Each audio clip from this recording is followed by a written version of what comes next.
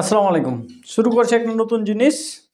তাহলে এই যে গুণ করা, গুণ কিভাবে করি? আমরা ছোটবেলায় যে নামতা শিখেছি সেই গুণ, আর মাধ্যমিকে উঠে যেসব গুণের দরকার পড়ে সেটা। দুটার মধ্যে আসমান জমিন পার্থক্য আছে। তো আমরা যে গুণ করি সে গুণটা হলো এরকম, বা ছোটবেলায় 1 2 3 ক্লাসে যেগুলো আমরা শিখেছি তা হলো এরকম 3 গুণ 2। নামতা পড়ব 3 দুগুণে 6, লিখে দিব 6, উত্তর হয়ে গেল, কথা শেষ। এবারে প্রশ্ন হলো 5 গুণ 4, 5 4 20, নামতা পরে উত্তর লিখে দিলাম, কথা শেষ।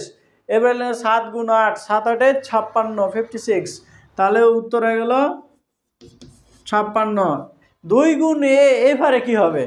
নতুন কথা, যে এই গুণগুলো, এই টাইপের গুণগুলো 9 10 এর ক্লাসে প্রয়োজন পড়ে। যে 2 গুণে 2 আর এ গুণ করলে 2a, 2 আর এ গুণ করলে 2a, এবার 2 আর b গুণ করলে 2b, 2 আর 3 আর c গুণ করবো। এবার 3 আর c গুণ করলে 3c, 7 আর d গুণ করব, তাহলে কি হবে? 7d। 2a গুণ 3, 2a আর 3 গুণ করলে এখানে গুণটা কেমন হবে দেখো। এই যে 3 এর সঙ্গে 2 এর গুণ হবে, এটা লেগে বসে থাকবে, তাহলে 3 দুগুণী 6a, 6a।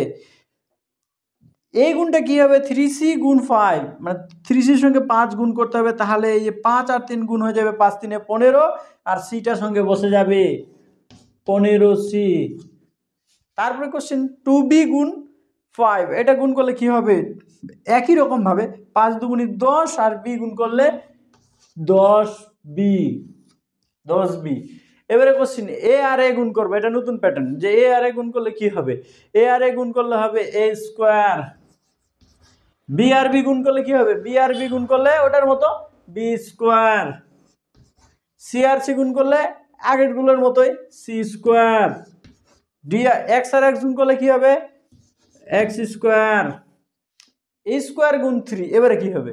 নতুন কথা, যে এই স্কোয়ার আর 3 যদি গুণ করি, মানে এই স্কোয়ারগুলোর সঙ্গে যে একটা 3 বা 2 বা 5 বা আর কিছু গুণ করলে, এই স্কোয়ার আর 3 গুণ করলে 3a স্কোয়ার।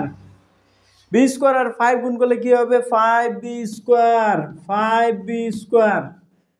এবার সি স্কোয়ার আর 7 গুণ করলে 7c স্কোয়ার।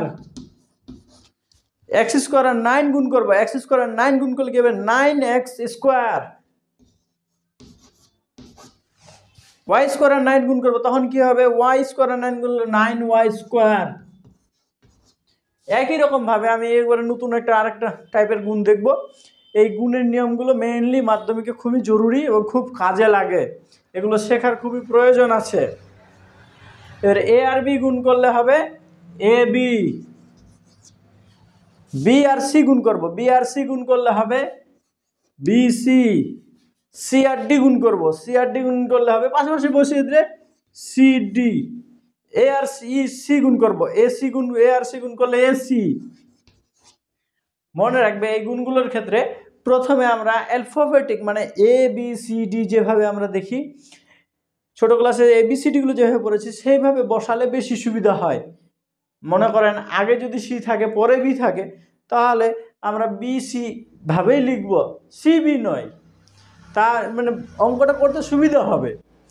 তো এ আর ডি গুণ করলে A D, A R x গুণ করলে এ এক্স, এ আর এক্স গুণ করলে এ এক্স, এ আর ডি গুণ করলে এ ডি, বি আর ওয়াই গুণ করলে